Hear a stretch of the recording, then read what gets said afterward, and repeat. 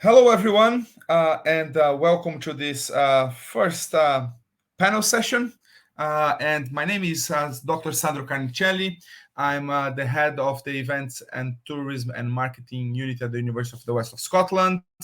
And I will chair this panel. We have three excellent speakers. We try to organize these three speakers from different backgrounds, and I'll introduce them to you today. As well as, please feel free to use the questions during the chats, and we'll get them at the end. So each of the speakers will have between 7 and 10 minutes to answer two questions that we prepare to them, and at the end we will pose the questions that you have. So the first one is the first speaker will be Sarah Cameron, and Sarah is a development management manager at the SENScot and leads on the community-led tourism pilot project and the Tourism Social Enterprise Network. And at SENScot, Sarah has been at the forefront of the social enterprise movement in Scotland for over 11 years and involved in developing and shaping Scotland's existing support infrastructure, both nationally and locally. Our second speaker will be Dr. Nancy Duxbury, and she is a senior researcher at the Center for Social Studies at the University of Coimbra in Portugal. So she's joining us from Portugal online today. She was the principal investigator of Creator, a national research and application project between 2016 and 2020 that catalyzed creative tourism pilot projects in small cities and rural areas across 4 regions of mainland Portugal. And the new Creator Observatory builds on this project as well. And our final speaker is Gordon Smith. He's the regional director of North, East, and South Ayrshire, Inverclyde, Renfrewshire, and East Renfrewshire at VisitScotland. Gordon, following his studies in tourism management at the Glasgow Caledonian University, joined the Greater Glasgow and Clyde Valley Tourist Board in 1997, where he worked within visitor services and business tourism. And since 2005, Gordon has held various industry-facing roles at VisitScotland. And as a regional director, he works to provide tourism leadership and development support across the west of Scotland. So thank you, the three of you, for joining today. And as you know, and as I told you before, you have two quick key questions to answer in between 7 and 10 minutes. The first question that we have asked you to reflect is, how do you see the role of local communities in the development of post-pandemic tourism and the temptation to return to the old tourism model? And the second question was, during the early stages of the COVID-19, we saw strong focus on domestic tourism and localism. What can government, third sector, and other tourism organizations do to ensure a reduction in environmental impacts and at the same time maximize the benefits to the local communities? So two very comprehensive questions, but I'm looking forward to hear your reflections about them. So I would like now to invite Sarah to present her reflections about these two questions. Everyone else, feel free to post your questions on the question box here, and we'll be able to present them to the speakers at the end. Thank you. Hello, everybody, and thank you for inviting me along today to what seems to be a really interesting day so far, and looking ahead. Firstly, I think it's important to recognise that the role that communities play really came to the fore during the first lockdown period. Anyone working in or connected with the community sector knows and understands the value of community-led activity. But with a large number of people suddenly reliant on their community, maybe some for the very first time, there was suddenly a spotlight on the work being undertaken, and we saw community-led initiatives become anchor organisations across the country. This was no different within the tourism industry. There were community-led tourism organisations that stepped up to deliver over and above their usual objectives. And maybe for the first time, and this possibly comes on the back of the tourism strategy Outlook 2030 as well, but community-led tourism began to be talked about in Scotland and perhaps even valued a little bit more. Actually, before I go on, there's something I would like to add is the importance of the word led, because I think that when we talk about community tourism, there can be a misunderstanding and inclusion of the private sector or the public sector delivering for communities. And obviously this is valued and extremely important, but I think it's vital that we use the word led to ensure that the community role is understood. They lead, they own, they are the decision makers. So for a number of years, my work at SENScot has included tourism social enterprises and community-led tourism initiatives. During the pandemic, this somewhat took off. I'm sure anybody else in a support organisation would have felt the same way. Alongside the delivery of a pilot project with the community of Brechin and Girvan, we were inundated with support requests from community-led initiatives, and interestingly, national partners from the tourism industry were also getting in touch, keen to engage. The support requests didn't differ hugely from other social enterprises, but many of them were struggling to tap into the tourism support that was created because of the way that they were set up. I think it's fair to say that the tourism industry and the community sector have not been natural partners from a strategic and national point of view, but I think the strange situation that we found ourselves in perhaps blurred some of those lines a little bit. My biggest concern going forward is that these new relationships could be set aside as the focus on economic recovery drowns out the social and environmental responsibilities. Although environmental responsibility holds its place, but I think the social angle is a bit more difficult to achieve and maybe a wee bit less sexy. I've been lobbying for some time. Some of you will know that, but I've been lobbying for some time for greater community representation within national steering groups and improved relationships between the tourism departments and the enterprise agencies and the national tourism bodies such as VisitScotland STA and the community sector national bodies and intermediaries. There does seem to be a little bit of movement in this direction, but I have put myself on the line here and say there really is no excuse for the lack of action to date. These requests have been there for a number of years, long before COVID, and there really needs to be a clear strategic route that opens up an open and transparent process to ensure that communities have greater influence. The role of communities going forward is vital. Across Scotland, we see community-led initiatives with a leading role that make a profound difference to their communities' experience of tourism, and they also support the creation of an offer that benefits beyond our visitors. So there are so many examples out there. Portsoy up on the north east, Dornoch just above Inverness, Arran on the west coast, Kirkcudbright, to name just a few of those. During the Scottish Rural Parliament session last year, I feel like my years are starting to get mixed up with the COVID world. I think everybody does, but I think it was last year. We ran a session on community-led tourism, and we used the phrase, "What is good for communities is good for tourism." And I stand by that statement. If we return to an old-fashioned and outdated way of delivering tourism in Scotland, then we will fail our communities. If we work with communities to ensure that they're part of the planning and decision making, then we can improve employability, delivery of environmental sustainability outcomes, and we can deliver on policy areas such as community wealth building agenda. If we look across Scotland, we can see that community-led tourism initiatives are doing amazing things, delivering international events, taking on and saving assets, creating employment opportunities. In rural Scotland, there are communities out there that are working to support young people to stay in their communities and build careers. They are tackling social isolation and loneliness. They're tackling food poverty, and they're creating opportunities to access culture as well. And whilst they're delivering all these positive impacts, amazing positive impacts, I think we also need to be careful not to put too much on their shoulders going forward as we talk about community-led tourism. We don't want to set them up for failure.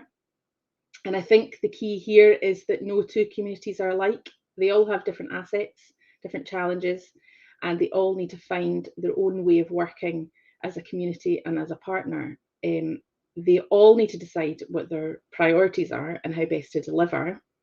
I think that we can support from a national perspective, but it has to be grassroots decision making.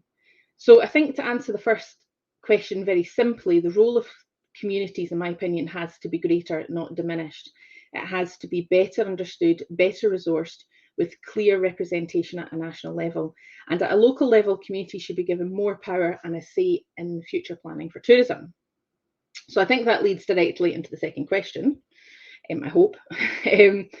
So for environmental impacts to be reduced and benefits to communities improved, I think that we need the creation of policies and strategies and deliverable action plans that don't just pay lip service, but actually lay responsibility on our national bodies and enterprise agencies to deliver. We need to move away from a top-down approach and truly empower communities to take a leadership role. Communities need access to resources that don't rely on the permission from the public sector, and they do need resources. We can't rely on volunteers to fix everything. I will mention at this point actually a new community-led tourism network called SCOTO, brand new. Among others, I've been providing support to the group as they've been setting up. I think there's a real opportunity for our national partners to support a grassroots-led organisation that can be a platform for the voice of community-led tourism in Scotland. And we need a platform for community-led initiatives to build a support structure that meets their needs. So that will tie in with support from the national agencies and third sector support, but it has to be support that understands the diverse nature of community-led tourism initiatives. There is no one size fits all. Every community is unique. So we need training and relevant, understandable information that communities can tap into so they can create their own routes to success. We need to provide support to those working in the tourism industry to understand the needs of the community sector, and for communities to understand the tourism industry and where opportunities lie. I think we all need to think about the language we use. When we talk about community, we mean everyone in that community, and so we need to ensure that our communication is clear between sectors and between residents. And most importantly, we need to truly value our communities. We're all part of a community. Our experts are part of communities, whether that's academic, industry, or local. If we genuinely value the contribution that communities make, then we'll empower them. And if we empower them, then I think that we will see positive changes to our offer to visitors. Thank you. Thank you so much, Sarah. That was extremely interesting. And I think it leads well to the points that will be made by Nancy. So if I can invite now Nancy to make. Okay, thank you. Thank you, and thank you for inviting me to participate in this. And thank you for the 59 people that are out there watching and participating in this.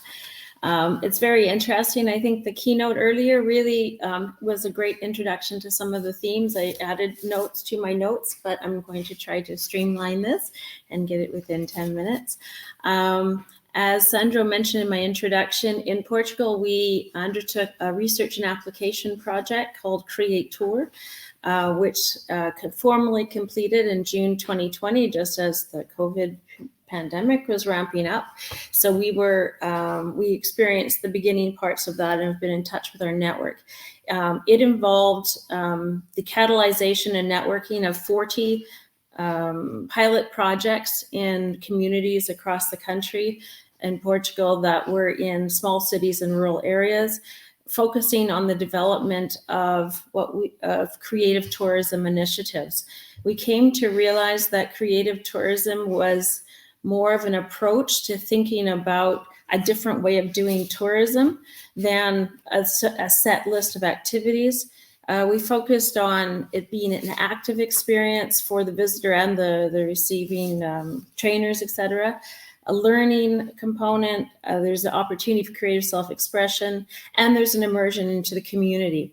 And we felt in looking at what was generated, we really came to appreciate this idea, this emerging concept, which has taken off in the last year, of regenerative tourism, which is in the title of this panel, which is really about intentionally going beyond not doing damage to try to proactively and intentionally create generative positive dynamics in community that leaves it in a better situation because of tourism flows and through tourism. Our pilots were not only tourism agents, but they were also cultural agents, municipalities, rural development agencies, and environmental organization, etc., we learned they don't usually talk to each other. So we also realized that in everything going forward, this strengthening of cross-sectoral dialogue and getting used to each other and thinking about tourism as more than the tourism industry, but as something that can connect into communities in many ways and involve a wide variety of people that might not normally be seen as an element of the tourism sector was really key.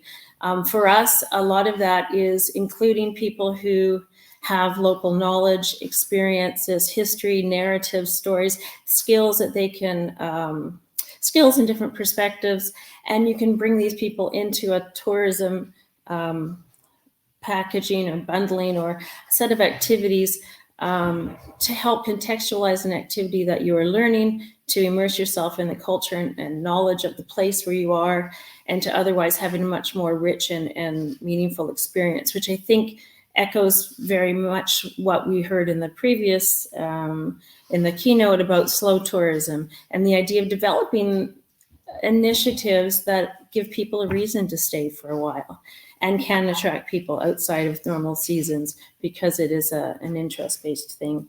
Now, to get back to the questions I'm supposed to be answering, what we learned is that every situation was very different, and that thinking about local communities, they really have to be centrally engaged going forward into re-envisioning what kind of tourism they want, how they might want to restructure, who could be involved that haven't been involved before, and thinking about, as Sarah mentioned, the whole community, everyone.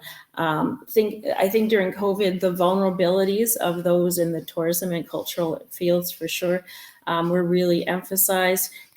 Cities that had, or towns that had been, their lifeblood had been tourism, they never thought of themselves as vulnerable until COVID. At the same time, the importance of community support and who was geographically close to you was emphasized. It'd be nice to think that that's going to go forward, and that as we rebuild and communities rethink their future, they think about these broader networks of support, these broader assortment of people and organizations and assets that they have that can be brought together in more creative and innovative ways than perhaps in the past. At the same time, with the Creator project and in this sense of regeneration, it enabled a new way of looking at your place, a new way of thinking of what assets you have, and the importance of caring for the culture and the people and the environment as a central aspect, and rethinking what might be attractive to the new types of travelers who are looking for meaning and connection and relationships, and not just to see and go forward. I mentioned earlier that creative tourism we came to appreciate is more than a type of workshop or a certain topic, but is something that could be built across lots of different types of tourism activities. So while there is this temptation, which we see now, to return to this traditional tourism model because there's a lot of investment in that model, I think it's not a matter of getting rid of it completely, but building on and building on difference and building on diversifying into expanded or enhanced packages of activities, which could include creative tourism, workshops, or other sort of things that relate to the assets of your place, both tangible and intangible, and the people that are there and what they can do and what people may want to learn. In a way that makes it more relational, makes it more creative, makes people attach themselves perhaps for a longer period of time, but it's not an either or, but builds on the assets already. And I don't know where how I'm going for time. You had mentioned about domestic tourism and localism. I think there was a growing interest in localism and the specificities of particular places well before the COVID period hit. And we see that in the rise of alternative tourisms, in geotourism, in this interest in whatever is made locally, whether it's products or food or whatever, and this really hyper local attention. I think bringing this forward is really important, maybe enhancing it beyond just tasting and trying, but to actually learn to make, or to with educational aspects can add to that. One of the things that I haven't seen that much in literature, in practice it's starting, is this idea that, let's see, during COVID, we were all forced to stay still and to stay put. And I see this little backlash now where people are taking the opportunity to fly to, for instance, from Canada to Mexico, and have had their time locally. So although it built up an appreciation, people want to escape. What I think has been missed so far is this idea that wherever we live, there is a diversity built into where we live, and that your neighbors may be able to offer you a new type of skills or perspectives or cultures or other experiences that, and another way of viewing your place that you might not see normally. And this diversity of each place is something that has not been fully capitalized, isn't a good word, but really there's been like a tip of the iceberg for what you can do locally during the pandemic. And I think there's a huge opportunity to diversify and focus not only on visitors coming in, but domestic residents and what they could learn about their place that they may not know already. My expertise is not in environmental impacts, and although I have notes, I'm going to skip over them for now. But I think it really is about enabling alternatives, not just limiting damage if there's real damage, but also enabling alternatives, being the change and being that as part of an organization and how they market the community more generally, come and see what we do kind of attraction. In terms of the benefits to the local community, I think it's really about taking a multidimensional lens and looking well beyond tourism sector to what else is in the community. How are benefits and costs distributed? How could investment be channeled to make things more inclusive? There was a mention, I think, earlier about inclusive tourism. That's often focused only on who can visit you, not so much on who can be part of what is happening and can benefit from tourism flows locally. And I think there's a lot of,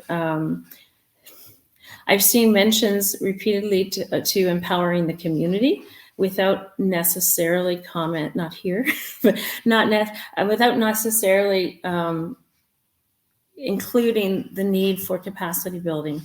So it's one thing to say you can do it, but you need the stepping stones and assistance and support and these networks and platforms, as Sarah mentioned, that enable things to go forward. And so people can learn from one another and not reinvent the wheel themselves, and also be strengthened by this sense of community.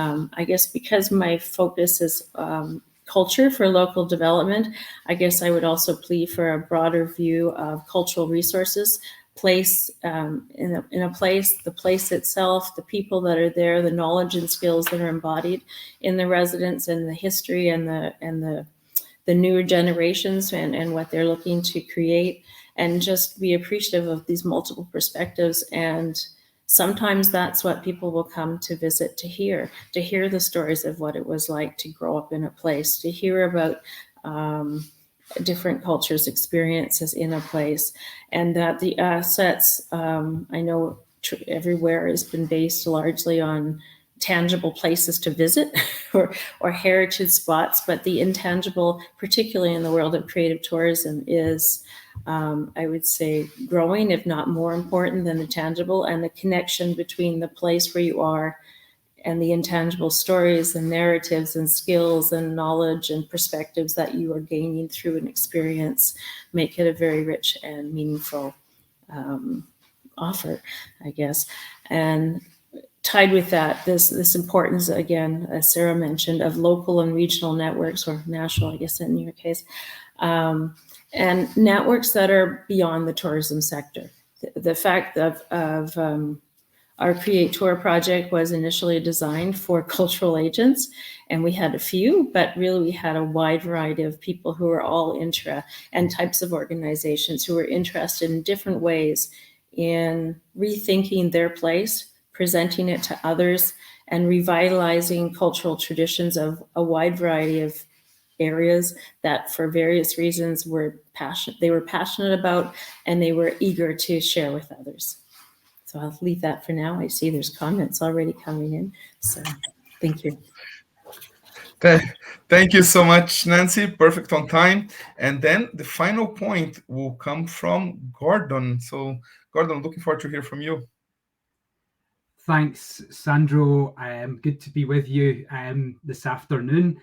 Just one disclaimer is that I do have a bad cough. I have just come through 5 days of being in bed with COVID, so it is still out there, but here we go. So yeah, obviously you've heard from our chairman, Lord Thurzo, this afternoon as well. So hopefully what you hear from me is slightly different to some of the subjects that he's covered, but we're obviously coming from a very similar position in some of the topics that I'll chat through. We obviously know that the tourism industry has been severely impacted and continues to be so, with the range of well-documented uncertainties that we're living with. My chairman today has mentioned that tourism, and we believe at Visit Scotland, tourism is that force for good, with the impact of tourism spreading far beyond the industry itself, benefiting the economy, community, and our well-being. And we're continuing to listen to challenges of the communities, the industry, and the visitor to make appropriate interventions and provide the right support and advice. And at the heart of both this visitor product and experience is the resident community, with this host community providing that so important product and experience, but also, as we've been chatting about, this newfound voice in leadership. Partnership working is central to the development of tourism practices going forward, and we all need to understand the role that we all play if we have a desire to develop tourism without slipping back into these old habits. And communities have a part to play and an opportunity to play part in leadership, along with national agencies, local authorities, destination organisations, and of course the tourism and event industry.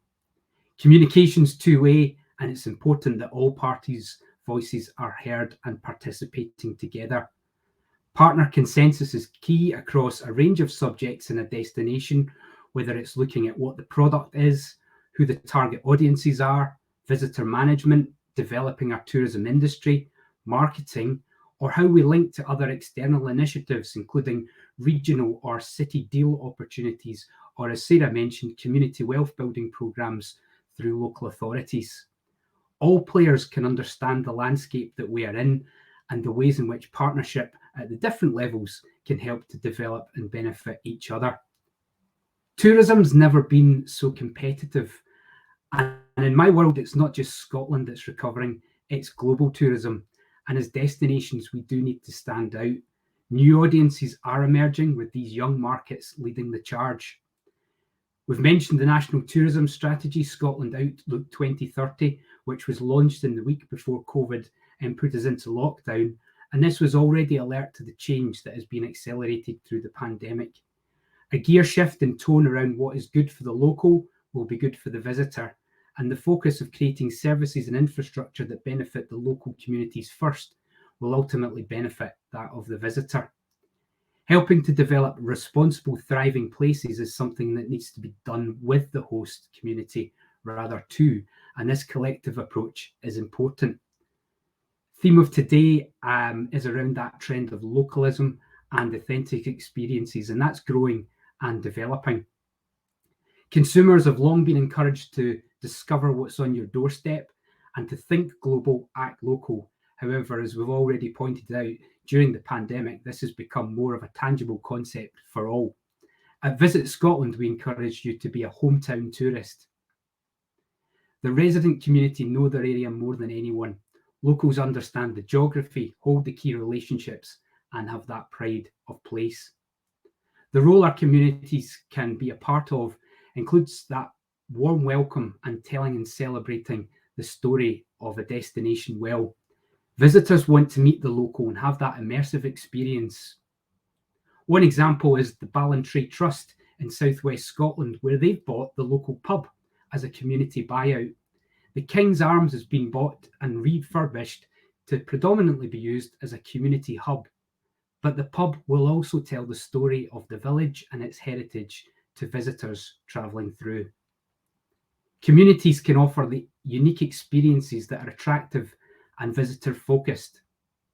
The programme of cultural events in Renfrewshire that has been offered over the past number of years has really been amazing.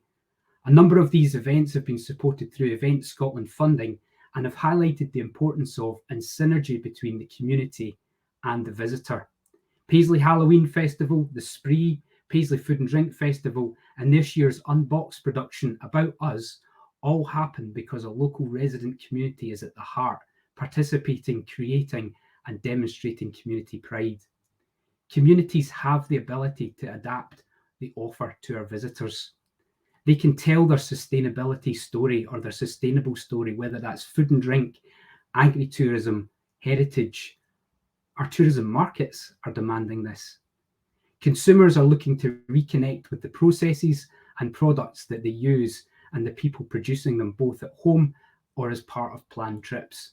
And supporting small businesses forced to close during lockdown has actually encouraged digital adoption in these SMEs. And this has increased access to their products. After a few conversations in a local pub in 2019, 5 local Isle of Cumbria residents created the Isle of Cumbria Distillers, with a first gin in 2020 being launched during the pandemic. This small enterprise has won big amongst peers at the National Gin Awards as a very local product tells the story of the heritage and history of a small island in the Clyde coast. This business is being currently supported by Visit Scotland in developing its offer to visitors. As we've already said, communities can be that catalyst to slow things down, the catalyst for slow tourism, to encourage visitors to stay longer, stay local, spend local. Local relationships can develop this product together. This also leads us to thinking around that reduction on environmental impacts and at the same time maximising benefits to the local community. Lord Thurzo's already touched on responsible tourism, which has a wide range of benefits, providing all visitors with enriching, memorable quality experiences, building business resilience and supporting their success. It also benefits and enhances our communities and the environment.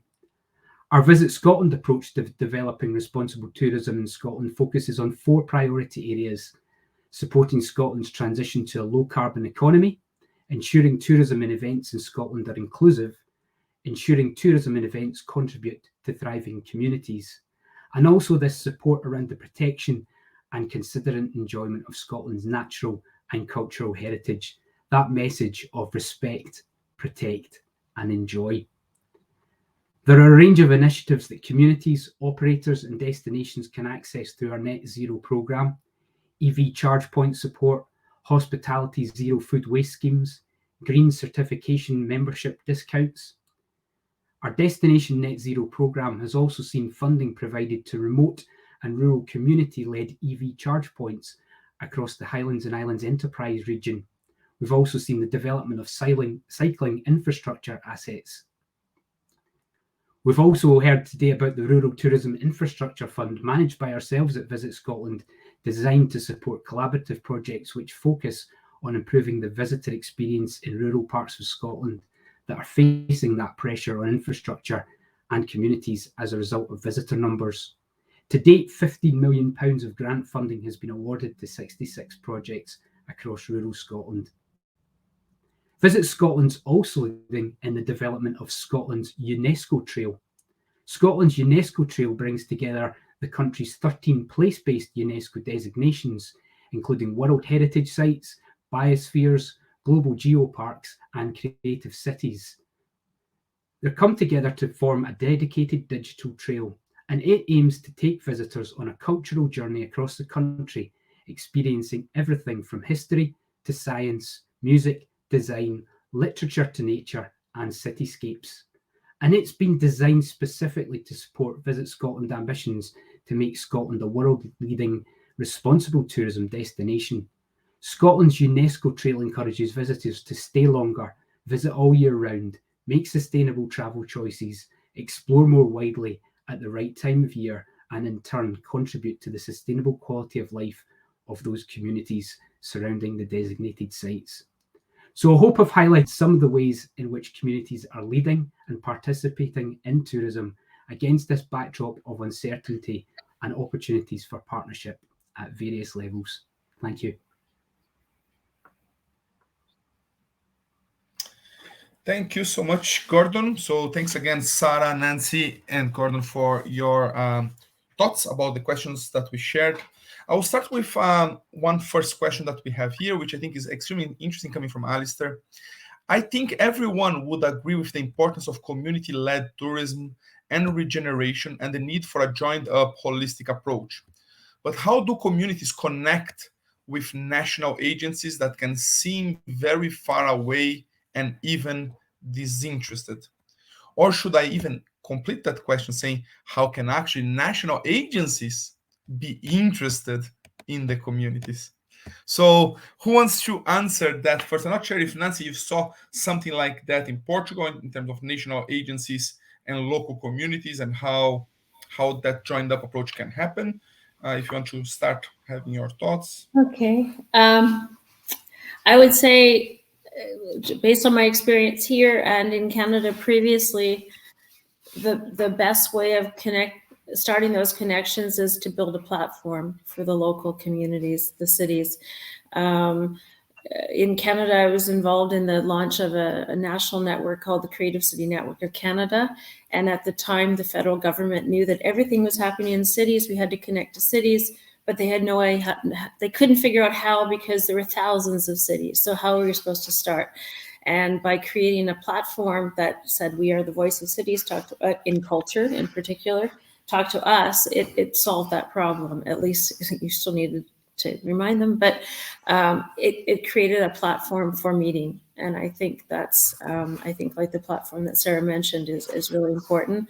I guess the other thing we learned here is the national level doesn't know you exist, even though you think you're big enough that they should have known you exist. So you have to tell them you exist, even the national platforms, and that we've put together a policy recommendations booklet that has a few areas.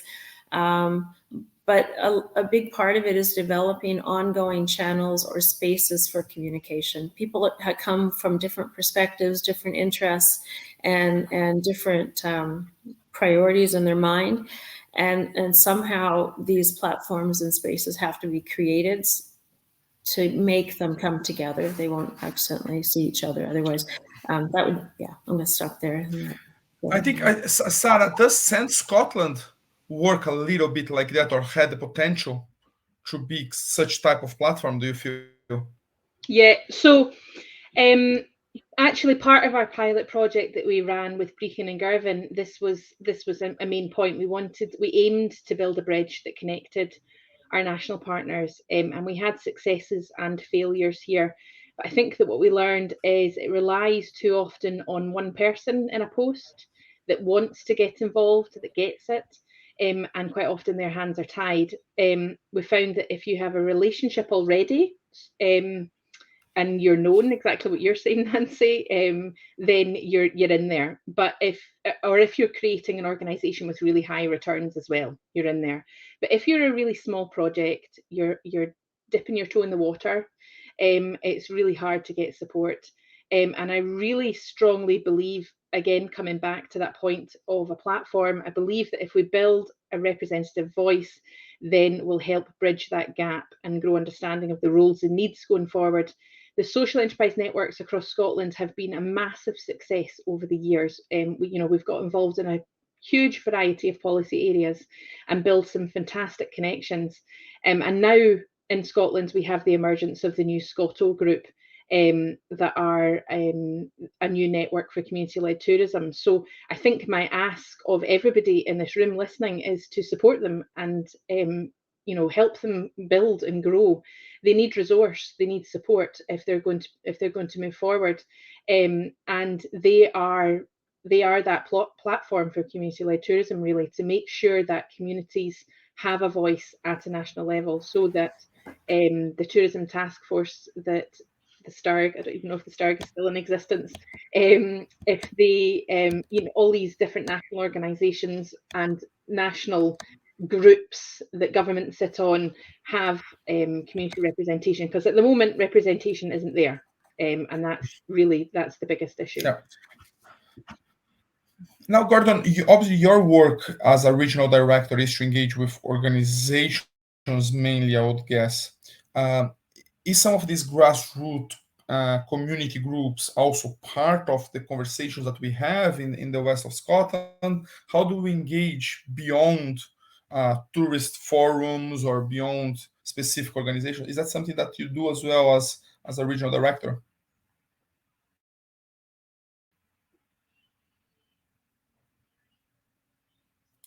Gordon, can you hear us? Yeah, I think, Sandro, it's starting to grow and develop. Yeah, I can hear. Can you hear me now?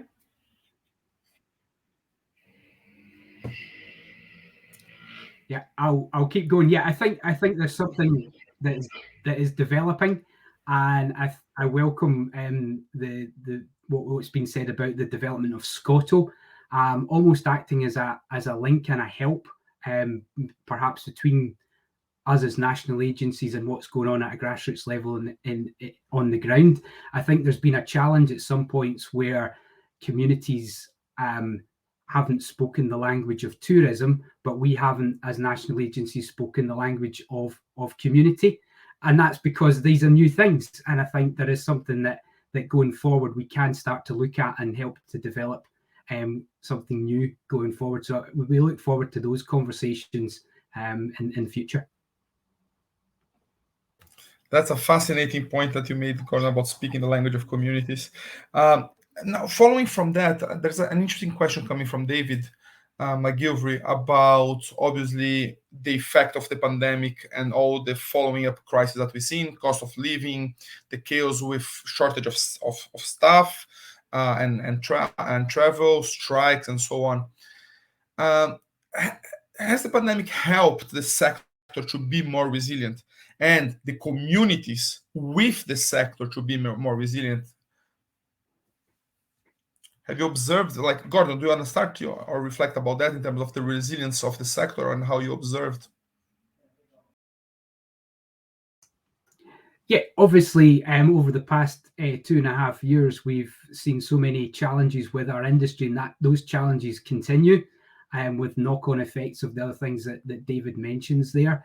But I think we do have a very resilient tourism sector that has stood the test of time through other major UK-based challenges or global challenges through the years, and it does bounce back. But there's no denying at the moment that we are in challenging times, but we have a very resilient and creative tourism industry and events industry that have shown, I think, over the past couple of years, ways in which they can still inspire and put product in front of visitors. So I think whilst this is unprecedented times in so many ways, that we do have a resilient tourism industry.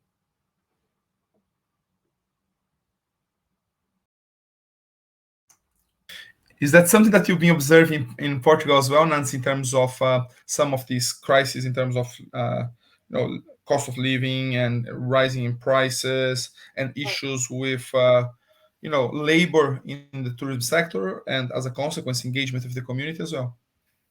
I think the challenges that were pointed out, you see them everywhere, and you see this multiple challenges hitting now with the rising prices and people concerned about even grocery store prices rising. And so how that's going to turn into what's going to, the implications of behavior here is still to be seen this summer. But I do see all of the very large, expensive concerts that happened before the pandemic are all being marketed for this summer. So the big players are coming back. They went into sleeping mode for the last 2 years, but their tourism is actually quite busy in the country. Portugal was rising area for tourism before COVID, and clearly people are returning. So the hotels are actually quite difficult. I just tried to book one in Porto, and a lot of them are completely full, which is, but during the pandemic, things closed down. One of the things that, many hotels just decided to close for 2 years, but things are seeming to be coming back. But who's traveling? We notice here there's a lot of elderly people traveling who probably had their time waiting and just are determined to get out. But one of the things that concerns me, not only about Portugal, but that with the pandemic, with all the associated crisis, both the cultural sector and the tourism sector were severely affected. And thanks to support from government levels and communities, perhaps, and other sort of ingenuity of the individuals involved, they've survived in different ways.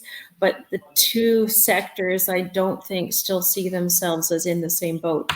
And that's even though it was clear those were the two that were really hit severely, when you look at the European reports on the impact of COVID on the tourism sector, the impact of COVID on the cultural sector, the cultural folks may pay a bit more attention to tourism than the tourism folks do to culture, but it's still this view of culture is the product for tourism and tourism are the audiences for culture, rather than thinking of a whole new relationship that's perhaps based in communities, that's based in joint shared interests for well-being and prosperity together. And I don't see that yet, but maybe it's just me not seeing it. But there still seems to be not quite the cross-sectoral and holistic cooperation networks from the local to the higher levels that you would hope to see coming out of this sort of crisis situation. Yeah, thanks. So a final point, I know, so we don't run too late here. Sarah, I would like you to comment on this final. I know I saw that you put some comments on the chat here, but in terms of the question from local communities' role in forming Scotland brand image, do you feel that like the role of social enterprises and these community groups can play a stronger role on this development of the brand image of Scotland, or how do you feel that? Absolutely. I think that it's been brought up in some of the comments, especially in the other session as well. You know, the storytelling that we have is so vital. And if you want to see the real place, if you want to experience a real place, then you have to connect with communities. That's the best way to do it. I think the issue is exactly what has been talked about here, is making that connection. Visit Scotland's remit is quite different, and I think there's need for some change around that. They have some amazing members of staff in there, so wouldn't it be fantastic if more members of staff could get involved in the community development side of things? I know that Gordon has been involved in the projects that we have involved in. It was the Girvan project you were involved with, wasn't it, Gordon? Getting linked in there, and that advice and support is just so vital to taking the projects forward. Communities don't necessarily know about marketing and branding. They don't really understand it. It's not their thing necessarily. There are experts in communities, however, we have to recognise that too. But I think that if we can develop a joined up approach, then it really opens up opportunities for communities to tell a different story, to open up parts of the country that people don't necessarily go to. You know, in Scotland, we have issues with over tourism and people going to hotspots and things like that. Same as everywhere else in the world, everywhere has the same issues.